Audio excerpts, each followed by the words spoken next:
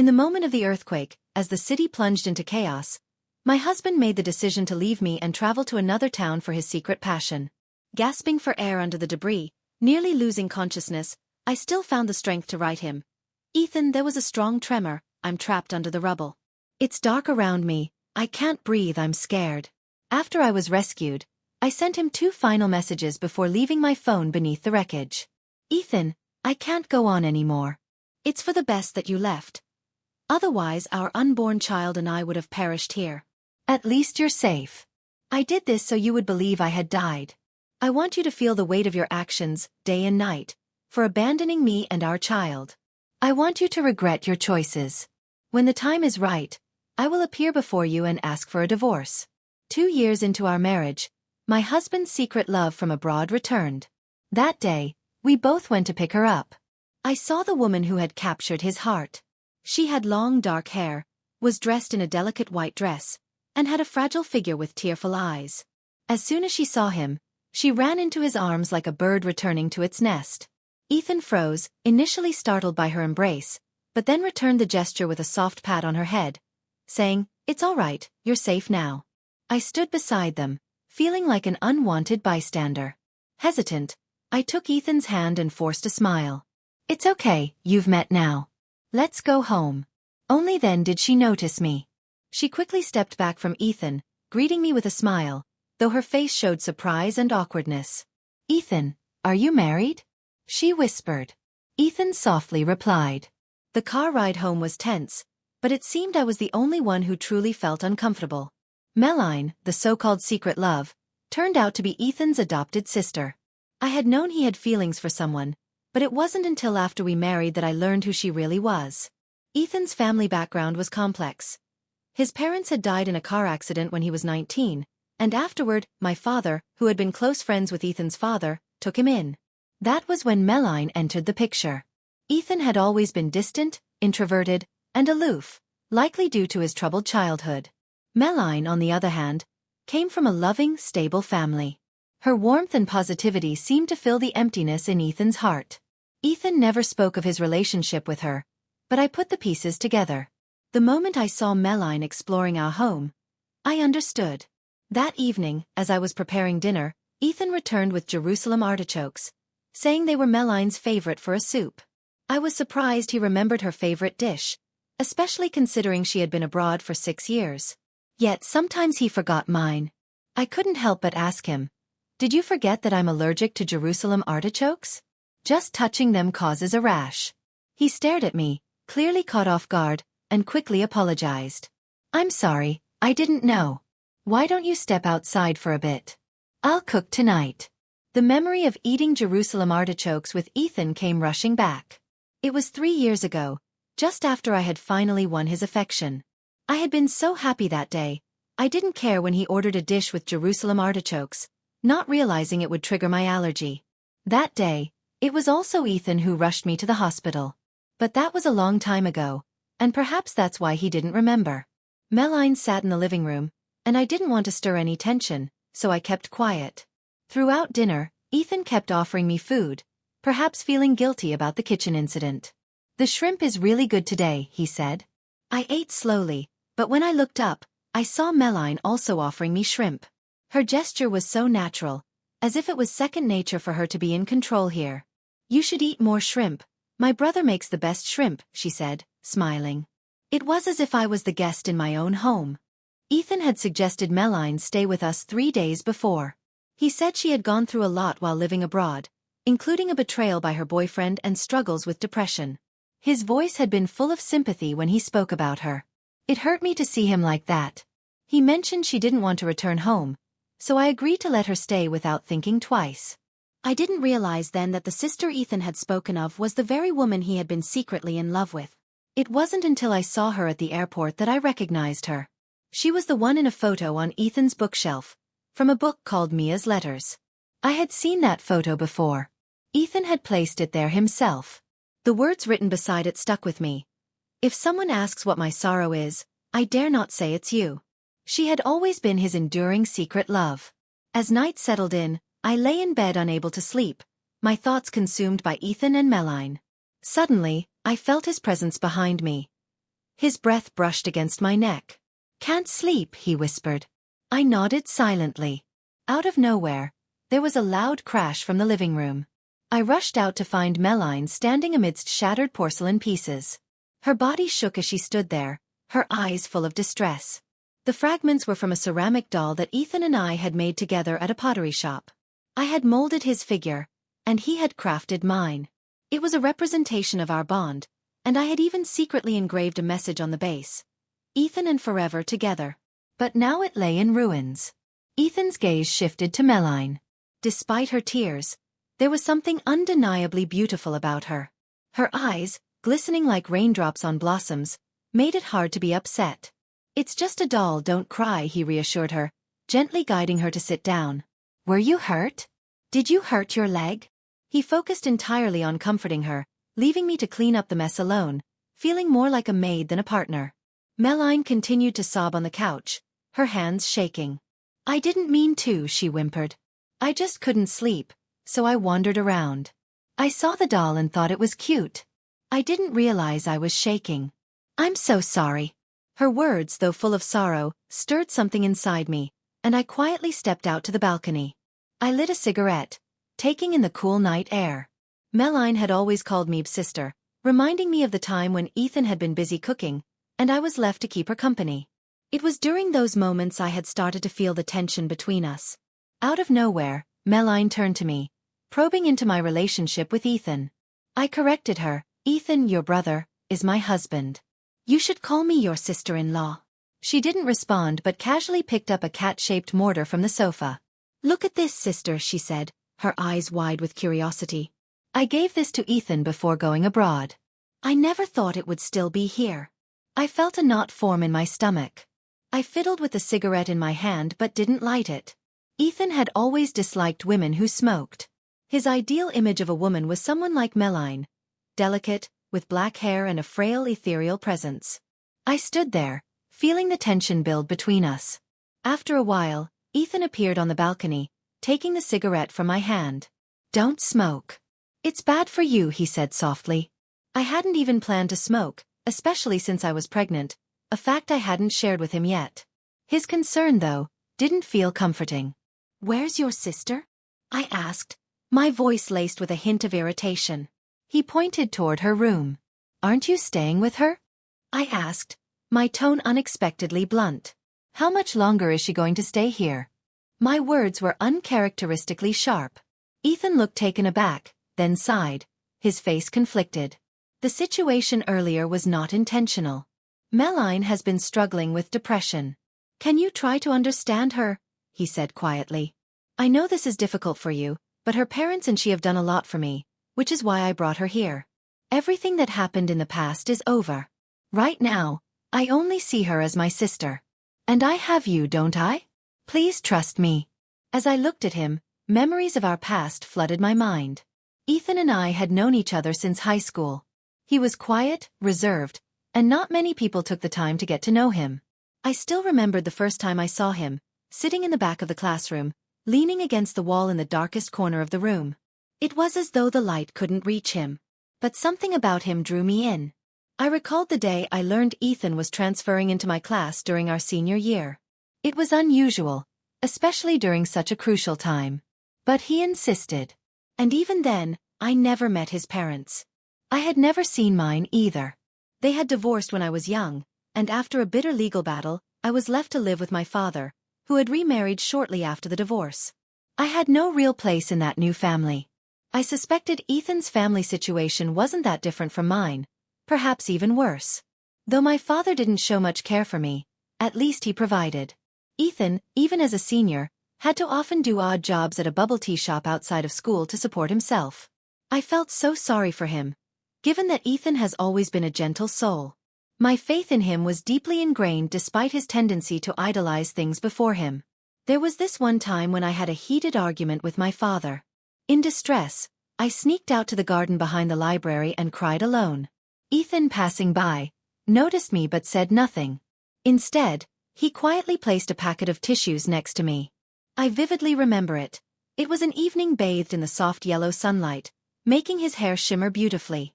Perhaps that was the moment I began to fall for him. Later, we were fortunate to attend the same university, where I embarked on my journey to win his heart, treating him with the utmost kindness throughout our college years. Ethan rarely went home during holidays, choosing instead to stay alone. I shamelessly spent all my holidays with him, from New Year's to every birthday, eager to be by his side at all times. Knowing his preference for women with long hair and white dresses, I changed my short hairstyle that I had maintained for years and adopted the style he liked. He enjoyed homemade meals because they reminded him of home cooking, so I taught myself to cook to please him. I did many things for Ethan, but as I continued, I realized many others were also doing a lot for him. There were traces of another woman in his life, but I never got discouraged. If someone else could do something for him, I aimed to do it better until no one could surpass me. No one had ever treated me well, so I risked everything to be good to him. After chasing him for 5 years, I finally reached a day where I could see the sun after a long storm. But then that woman returned. Even though he assured me that he only saw her as a sister. What about Meline? Did he really not have any other thoughts about her? That time, Ethan was silent for a long while before finally saying, "It's over, everything has ended." He assured me he only saw Meline as a sister. He mentioned he had been house hunting for Meline and would move her out once her mood stabilized and he found a suitable place. I couldn't bring myself to let go of our potential, our future together, especially not with our unborn child in mind. I instinctively touched my belly, then quickly withdrew my hand. Ethan had said it himself, if he ever deceived me, I would make him regret it. On that cloudy day, as Meline was moving, I helped her pack and organize her numerous belongings, which took nearly 4 hours. Just as we returned home, it started to pour suddenly. Ethan's phone rang. It was Meline. I could tell he paused, affected by whatever she said, before hanging up. His face showed concern as he rushed into the room she had stayed in. Coming out swiftly, he grabbed an umbrella and dashed out, mentioning she had forgotten some items. From the doorway, as he prepared to leave under the pouring rain, he reassured me. She said it's very important and needs it right now. I nodded decisively, telling him, "I'll go with you." At that moment, Ethan smiled warmly, embraced me gently, and kissed my forehead, saying, "Stay here, it's raining heavily. I'll be right back." Although I wanted to accompany him, being pregnant, I knew I couldn't be reckless. I sat down and poured myself a hot drink, waiting for it to cool as the rain continued outside. Ethan had not yet returned when I received his message. "It's still raining hard. I'll stay here a bit until it eases up. I'll be back soon and will bring you that dessert you love." I gazed at the message for a while before responding with a simple, "Okay." Then I got up. The door to Meline's apartment was slightly ajar. I could faintly see the warm light inside but lacked the courage to step out into the dark hallway. Standing at the door, I could hear the sound of sobbing inside. "It's Ethan. I've missed you so much these years abroad. Every second, every minute, I've thought of you. Don't you miss me?" My hand trembled on the doorknob. Suddenly I heard Meline plead, "Let go, Ethan. Stop making a scene," followed by the sound of a wine bottle crashing to the floor. It seemed Ethan was trying to push her away. "I'm not joking. You were the one who said you liked me first, who wanted to be with me forever. You still like me, don't you? You must still like me." I asked Elena on June 10, 2019. The same day you learned from my father that I was dating someone else. You agreed to be with her because you were angry at me for being with someone else, weren't you? Answer me. I waited a long time without hearing any response from him, feeling utterly drained. So it's all over then. My heart sank as if plunging into an abyss, and I stood frozen at the door. Perhaps I was cold-hearted, but why was my heart still pounding fiercely as if trying to escape my chest? Suddenly, all noise in the room ceased, except for the familiar sound of heavy breathing. Breathing I used to love when Ethan would kiss me stealthily while reading, and he would breathe like that. They were kissing exactly. Meline was kissing him. And what about Ethan? His expression was unreadable. Subconsciously, I pushed the door open slightly. Under the warm light, I saw the surprise on Ethan's face, but then he slowly closed his eyes, embracing her in a kiss. Unable to contain myself, I burst into tears and ran frantically. Perhaps hearing the commotion, they separated, and Ethan hurried out following me, pleading for a chance to explain. "Listen to me, it's not what you think." I returned home regardless of Ethan outside trying to explain. I locked myself in the bedroom, feeling utterly devastated. Ethan said he was with Meline because she had drunk too much and was unstable, insisting it was all a misunderstanding and even the kiss was a mistake caused by her drunken antics. That night, I slept alone, restless and unable to sleep. At dawn, I opened the door to find Ethan standing there, his eyes baggy with dark circles, his face unshaven, but his expression cautious, like a puppy wary of its owner's anger. After a moment, I decided to smile at Ethan. "I'm really hungry. Could you make me some porridge?" Hearing this, Ethan momentarily paused, but then laughed, possibly thinking I had come around and forgiven him. But it wasn't that. I had simply lost all hope. I had spent the entire night thinking. I've always been someone who remembers those who have treated me well. Hence I often reminisce about the good times with Ethan, like that night on the beach under a starry sky when he proposed, or the day we spent by his parents' grave when he hugged me tightly and said earnestly, "I only have you in this life. You can't ever leave me." But I would remember the times he persistently came between me and Meline. I would harbor resentment for his forgetfulness about my allergy to taro, yet his vivid recall of her preferences. I would recall the times Ethan professed his love for me, yet his eyes would wander towards her. All these memories reminded me that my 8 years of commitment ultimately could not secure his sincere affection. I felt exhausted but unwilling to give up. Why should I tolerate so much yet receive nothing in return? I was unwilling to leave and let them live comfortably together. It was evident we had a child together. We were once happy. Why should I turn a blind eye? In the following days, Ethan treated me exceptionally well, acting with caution. He would go out of his way to buy the cake I loved, get the latest magazine to apologize, and give me a kiss every morning before he left for work. Despite spending more time with me, I still saw Ethan in the company of Meline's friends. I noticed him buying medicine, cooking for her, and even meticulously organizing her last birthday celebration. Among their friends, there were 2 photos. One was from many years ago, of her and Ethan. Their faces were naive, but smiles were genuine. Another was a selfie where Meline held a bouquet of roses, smiling sweetly with a man busy in the kitchen behind her. The caption read, "Time flies, but we remain unchanged," posted on their friend's circle, making anyone think they were lovers. I wanted to compliment her on that soon after I received a call from Ethan. "Are you ready? I'll pick you up for a Western meal." I cheerfully agreed but thought to myself how hard he was working. Not just taking care of me but also spending time with her. Ethan couldn't let go of me nor Meline. Although I knew everything, I pretended ignorance and continued to play the role of a naive and trusting wife. One night, I clearly knew Meline had called him, but I only asked simply, "How's Meline?" At that moment, Ethan, half asleep beside me, sat up. "Yes, she has a cold, a bit of a sore throat," he replied absent-mindedly before catching himself and hastily explaining. I feigned surprise and said, "Then you should go visit her soon, come back early." That night, Ethan did not leave. He reminded Meline that there was medicine at home and instructed her to take it and sleep well. Everything would be fine.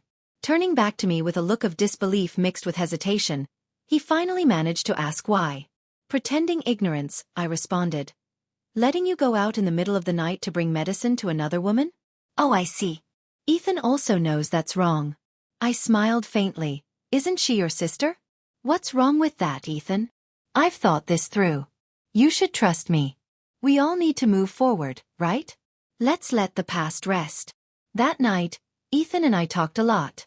Normally, I'm not one to act clingy or show vulnerability. Instead, I prefer to express my personality.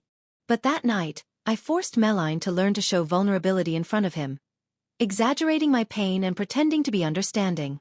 Then I let him know, "Ethan, you're all I have. If I can't trust you, who can I trust? You said you'd love me forever. Surely you won't betray my trust in you, right?" I knew his character. I knew if I acted this way, he would feel guilt towards me. Feeling the guilt of a man is sometimes more reliable than his love, but it still wasn't enough. I slowly placed my hand on my belly, but deep down, I still harbored some resentment. There was no love left, only pain. Though more than anything, the pain stemmed from our shared hope for a child. Ethan and I had both eagerly anticipated the arrival of this child, perhaps because neither of our families was complete, and we longed for a child of our own blood. Soon after we married, we encountered an unexpected incident. I remember mistaking a pregnancy test and hastily informing him. I'll never forget the look on Ethan's face at that moment. He seemed utterly terrified, flustered for a moment before regaining his composure. His eyes, usually not very expressive, couldn't find a smile this time. In his panic, he hugged me tightly then carefully set me down, his face full of regret and worry. Ethan was afraid. He feared his careless actions might harm me and the baby. This time, when I actually became pregnant, I was overjoyed and eager to share the news with him. But for some reason, the night I saw Ethan's weary expression, a devilish thought stopped me from sharing the good news. Placing my hand gently on my stomach, all the thoughts in my head were about if Ethan knew about the child, if he realized he was responsible for this life, if this child could be affected by his actions with Meline. The terrifying thought flashed through my mind and was quickly suppressed by my rationality. I must be going mad. It's my child, but at that moment, I felt like a villain in a movie, using the unborn child to achieve my goals. Just remembering the events of the day made me unable to stop thinking about it. Ethan loves children and had always hoped for one with me. We even had names picked out for the baby. But if everything were as it seemed, he surely couldn't continue with Meline carefreely, right? In less than 10 days, it would be our second wedding anniversary. Ethan planned a trip for us to Hawaii. I don't know why, but as soon as we arrived in Hawaii, I felt uncomfortable. Despite the pregnancy going smoothly up to that point, I was restless and couldn't sleep well at night. Ethan was sleeping soundly beside me, and the silence amplified all my thoughts and senses. I heard Ethan's phone vibrate. It was Meline again. Seeing the person beside me wake, I pretended to be asleep. Ethan sleepily reached for the phone and spoke briefly before hanging up, but the phone kept vibrating. I heard Meline crying on the other end. Ethan, can you come help me? I feel so sick, like I'm going to die. Nobody loves me, not even you. I'm standing on the rooftop. It's so windy and dark here. Can you come to me now? Eventually, Ethan capitulated. He rubbed his forehead and sighed helplessly. I continued to faintly sleep until he woke me up to say goodbye, kissing me on the cheek and whispering, "Something came up at work. I need to go back first. I'll return in the morning." Normally, I would have calmly agreed, showing understanding, but suddenly, my heart raced. I pretended to be awakened by a terrible nightmare, seeking the comfort of his arms to make it seem more genuine. I even managed to squeeze out a few tears. "Ethan, don't go. Please. I just had a terrifying nightmare. Don't leave me alone here." But Ethan still left. He gently stroked my head, urging me to stay calm and wait for his return. Ultimately, I couldn't wait until he returned. At 2 a.m., an earthquake struck Hawaii, destroying buildings and structures, leveling everything and turning the once beautiful Hawaii into ruins. My child and I were buried under the debris. Being buried under the rubble felt like an endless darkness, uncomfortable and suffocating, with only the perpetual blackness around me. I thought I had completely given up on Ethan and that nothing could bring me down anymore. But I was wrong. Trapped under the debris, unable to move, I realized how fragile I was. In a desperate attempt, I managed to send Ethan a message from my buried phone. "Ethan, there's been an earthquake here. I'm buried. It's so dark here. I'm very scared. Am I going to die? No, I don't want to die." Within just 4 hours, I sent him numerous messages. Initially, I was overwhelmed with fear, then numbness, and finally, a deep, bone-chilling resentment set in. Hours passed, and I received some sympathetic messages from friends, but none from Ethan. I couldn't believe that the man I had been with for 2 years wasn't there for me and our child while we were trapped here. Was he with Meline in her house and in her bed? Were they sharing intimate moments? These thoughts made me shiver. After 10 hours buried in the rubble, once I was rescued, I sent him 2 final messages and left my phone behind in the ruins. "Ethan, I can't take it anymore. It's good you were busy and had to leave, or else both of us and our child would have perished here. It's fortunate you weren't here. I deliberately sent these messages so you would think I died. I want you to live with the guilt of having abandoned me and our unborn child. Remember, you are the one who brought me to Hawaii. You are the one who, for your secret love, left me and our unborn child here to die. I and the child in my womb died in a foreign land, but I feel fortunate you weren't here." I treated Ethan sincerely and wholeheartedly, but all I got in return was his indifference and neglect. I want Ethan to wake up surrounded by shadows of me. I want him to suffer, to find sleep elusive. When Ethan received the message from Elena, It was already the early hours of the morning. When he found Meline, she was standing on the rooftop, shivering as the wind blew her body, swaying as if about to fall. Perhaps sensing something, Meline turned and gave him a weak smile. "Ethan, have you come back? Do you still have me in your heart?" Seeing this scene, Ethan felt a wave of exhaustion but couldn't bring himself to leave. He just held her and repeated the hardships he had endured. At this point, Ethan was uncertain about his complex feelings. Did he still love Meline? It seemed not. He realized the person he truly loved was Elena. After 8 years together, she wasn't just a lover, but had become his family. Even though she had pursued him initially, after living with Elena for 8 years, he couldn't let go of her. For Meline, he merely felt an unwillingness to hurt her. Ethan truly saw her only as a sister. This was a youthful love that he had missed out on, a first love he could never forget. At that time, everyone disapproved of their union. Now, Ethan knew he should push Meline away, but he didn't. Instead, he gently stroked Meline's head and reassured her not to overthink things. "Have you taken your medicine today? Are you feeling any discomfort? I'll take you to the doctor." Ethan reminded himself that he was only taking care of a patient, just looking after his sister, nothing more. Elena didn't know anything. She loved him deeply. Just this time, he would stay by Meline's side. This would be the last time. When Ethan woke up, it was morning. The ringing of the clock woke him, and as he reached out to check his phone, he discovered that his flight had been cancelled. Then a barrage of notifications arrived. Eventually, Ethan saw the messages from Elena, one by one. She mentioned that an earthquake had occurred and she was buried under the ground, surrounded by darkness and very scared. In that moment, Ethan felt like he had fallen into an ice pit. Even his hand holding the phone began to tremble. He couldn't believe it, but the news online confirmed it, and the D-media made it clear. It was all true. He frantically tried calling Elena but without success. He messaged her, but there was no reply. His fear surged unexpectedly, perhaps because his pale face alarmed Meline, who approached and asked, "Ethan, what's wrong?" Ethan, looking at Meline's face which seemed normal, as any other day, suddenly thought about what he was doing at 2 a.m. while Elena was buried under rubble. His face suddenly darkened. Panicked, Ethan grabbed his coat from the chair and rushed out. "Ethan, where are you going?" Meline called after him, but it seemed he didn't hear her and continued staggering forward. He didn't know where to go. All flights to Hawaii were cancelled due to the roads being destroyed. He couldn't get to Hawaii. He couldn't be with her. He couldn't go anywhere. Finally, Ethan returned home, to the place where he and Elena had lived together for the past 3 years. He aimlessly held his phone, constantly updating the news, hoping for some news of Elena. He waited 5 hours and finally received a message from her. "Ethan, I can't take it anymore. Fortunately, you were busy and had to leave. Otherwise, both of us and the baby would have died here. It's good that you're fine." At that moment, Ethan's heart felt like it was shattering.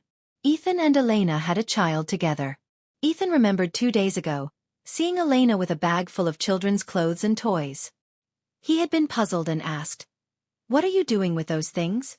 Elena had simply smiled and told him a friend of hers was pregnant, so she wanted to give them to her. A few days ago, Elena had asked him earnestly, "Ethan, if we had a child, could you be a good husband, a good father?" Of course, he had assured her, "When the time comes, I will take good care of you and our child and will never hurt you." All these memories rushed back to Ethan's mind, driving him nearly insane. He began searching for those items but then realized that everywhere in the house was filled with reminders of Elena. On the fridge was a nutrition menu for the week, meticulously arranged by Elena, her beautiful handwriting standing out. In the closet, all the clothes were neatly organized. Even in his office, there were small notes from Elena reminding him, "You've been working for an hour. Your body needs a rest. Ethan, don't forget to drink water." Why hadn't he noticed these things before? Why had he always taken Elena's efforts for granted? After searching for a long time, Ethan finally found those items in a drawer in the bedroom, among the children's clothes and toys. Ethan found an old, thick sketchbook. He knew Elena loved to draw, but he was unaware that she had secretly sketched many portraits of him. From their high school days, their first meeting, their dating period, their love, and even up to their marriage. Each moment was meticulously captured by her. The first sketch, very worn, depicted Ethan reading in class, with Elena's neatly written caption beside it. "He's the one I liked at first sight." The second one, drawn when they started dating, showed him silently handing a tissue to a girl crying in the garden, with the caption, "He truly is a gentle soul." Ethan stared long at the third sketch, unable to remember when it was from, until he read the note beside it. "Like me. He has no home to return to. From now on, I'll stay by his side every New Year's. Though he seems not to need company, he'll feel better having someone during the festive season." He guessed it was drawn during their first New Year together. Ethan continued flipping through until he found a drawing of them together, but in the picture, there were no people. Just two ceramic dolls with the inscription, "Our Promise." He had never explicitly said he liked her, but they had made these dolls together, each modeling the other. At that time, he looked at the dolls and smiled. "I took it that we understood each other's feelings. I'll keep these dolls carefully until we're married, have children, and when we're so old we have no teeth left. Then I'll show these dolls to our grandchildren and tell them our young love story," the caption read. Ethan's breath hitched as he walked to the living room to find the ceramic dolls, but his hand froze midair. He suddenly remembered that Meline had broken those dolls long ago. His outstretched hand hung in the air, and he finally couldn't hold back his tears. After the earthquake in Hawaii, which had blocked the area for 7 days, Ethan had done much. He sent countless messages and made many calls. He even reported to the police and asked all their friends, but still, he got no news about her. He even visited her parents' house, but they didn't even know she had gone to Hawaii and encountered an accident there. Ethan couldn't believe that his Elena was dead. Every night, he tossed and turned, not daring to go anywhere, as every corner of the house bore her mark. He'd remember her when seeing the paintings on the walls, the decorations on the table, or the yellow pillows on the sofa. Even looking at the flowers on the shelf reminded him of her. There were so many memories between them. It was clear Elena loved him deeply, and it was clear he loved her too. But why did everything turn out this way? On the 6th night since Elena's accident, the flowers on the shelf withered from neglect, and so did Ethan. He lay on the bed, flipping through the sketchbook she had left behind and the messages Elena sent him before being buried under the earth. He wondered what she felt being buried alone. Her love for him so intense and overflowing, and yet he lied and left her there alone. Probably, Elena had felt desperate and scared, buried alone under the earth, yet until the very end, she still managed to think well of him. "It's good that you're fine." Ethan slowly closed his eyes and placed his hand on his throat. It must be very dark there. No light. Very suffocating. He couldn't breathe. What was that feeling like? His hand began to tighten. Was it similar to this feeling? Ethan gasped for air, like a dying fish, but his hand did not loosen. Just when he thought he might die, the next moment, Ethan let go. He couldn't die. He had to find Elena. Even if he had to die, he wanted to die where she was. The next time I saw Ethan was on the 7th day after the earthquake. By then, transportation and flights had resumed. I watched him from a distance as he frantically searched for any news of me but remained calm and detached despite his efforts and inquiries. Here, there was still no news of me. Naturally, I didn't want him to find me. After being rescued, I had lied about not having my phone or ID on me during the victim data collection after the earthquake. I had given my friend's name and ID number instead. I didn't know how long I could avoid him, but every day I managed to was another day gained. Watching Ethan's increasingly distant panicked figure, I quietly slipped into a friend's car. Ethan looked haggard, his beard unkempt and hair overgrown. But that was no longer my concern. He deserved it. I hid at a friend's house for a week before daring to go out. However, I went to the hospital to have an abortion. When Ethan found me, I had just finished the procedure and was resting in the hospital bed. Ethan looked at me, and suddenly his eyes softened. I said nothing, only silently pulling out the divorce papers I had prepared beforehand. "Let's get divorced." Seeing that Ethan refused to sign, I asked him, "Ethan, at 2:30 a.m. on the night of the earthquake, when our child and I were buried under the rubble, what were you doing, and where were you?" Met with his silence, I knew everything. "Sign it. You don't deserve my love." He froze, his face pale as a sheet, but still, Ethan refused to sign. Perhaps he knew too that whatever we had was over. On the fragile marriage certificate, the familiar names were just remnants of our past connection. Ethan attempted a smile, but his trembling body could hardly stand. "Let's go home," he muttered. You just had surgery and are still weak. Let me take care of you. Daniel, the friend who had taken me in after the earthquake, was there too. Ethan, you really are shameless, Daniel snapped. You just went through surgery, and here you are, unashamedly saying you want to take care of her. No need. I will take good care of her, Daniel said. Ethan asked what he could do to earn my forgiveness. Elena, I know I was wrong. Can you give me another chance? But it was too late. I had already given him a chance, trusted him. But what about him? Ethan was in pain and struggled to speak. Desperate. He brought out the sketchbook of drawings, his hands veined as he clutched it. It took him half a day to muster a broken excuse to cling to our marriage. You love me. Can no one love me as much as you do? How could he be so shameless?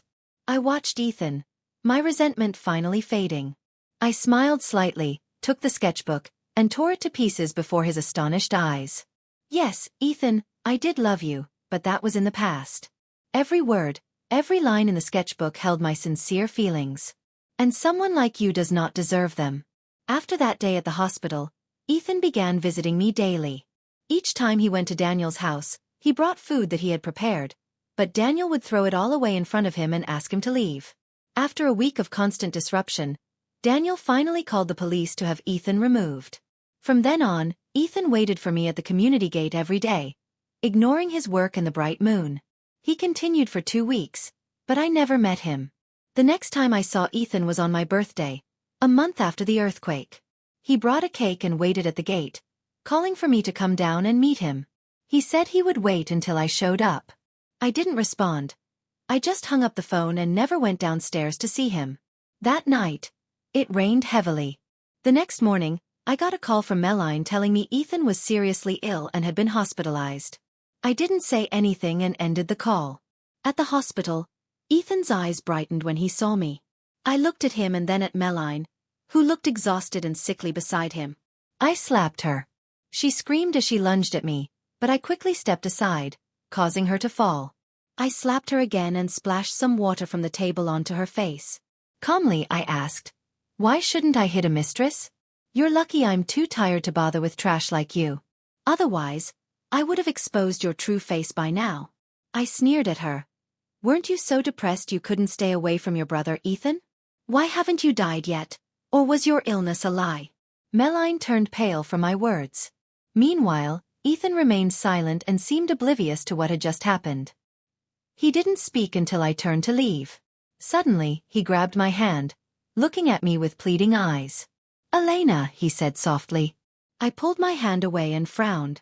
"Ethan, don't make me despise you," I said. He looked ashamed, and then he said, "I feel so guilty and want to make it up to you." I let out a bitter laugh and threw the divorce papers in his face. "Make it up to me? You're just trying to relieve your own guilt. I've already told you, this is the end. I don't want to see you again, no matter what you do. I'll never forgive you for everything I've gone through. Do you think I'm some kind of toy? Even now, if you're dying, I still feel disgusted." Ethan's eyes seemed to lose their light. In the end, he signed the divorce papers. I moved out of Daniel's house and started fresh in another city. I began a new chapter of my life.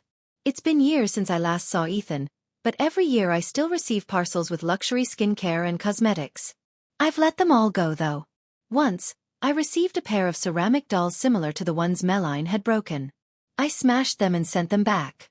3 years after the divorce, my career took off, and I met someone new. We got to know each other at work and soon realized we were a great match. He is gentle and completely different from Ethan. He doesn't have an ex-girlfriend or any unresolved attachments. Since we've been together, he often talks about me with pride. Everyone knows he's devoted to me. He rarely drinks and maintains a respectful distance from other women, even at social events, always returning home on time. He once told me, "As your boyfriend, it's my duty to manage myself so you feel secure." Eventually, we fell in love and got married. After we were married, I heard that Ethan hadn't been doing well since our divorce. He's been drowning his sorrows in alcohol, ending up hospitalized several times due to alcohol-related issues, including a stomach bleed. On our wedding day, Meline, always by his side, seemed to be struggling as well, but unfortunately, Ethan didn't seem to care much about her. I heard she's been miserable. A few days later, I received an anonymous letter. From the handwriting, I immediately recognized it was from Ethan. I didn't bother to read it. I tore it up and threw it in the trash. After all these years apart, I've finally built the life I always dreamed of. Now, Elena, I no longer care about anything Ethan has to say.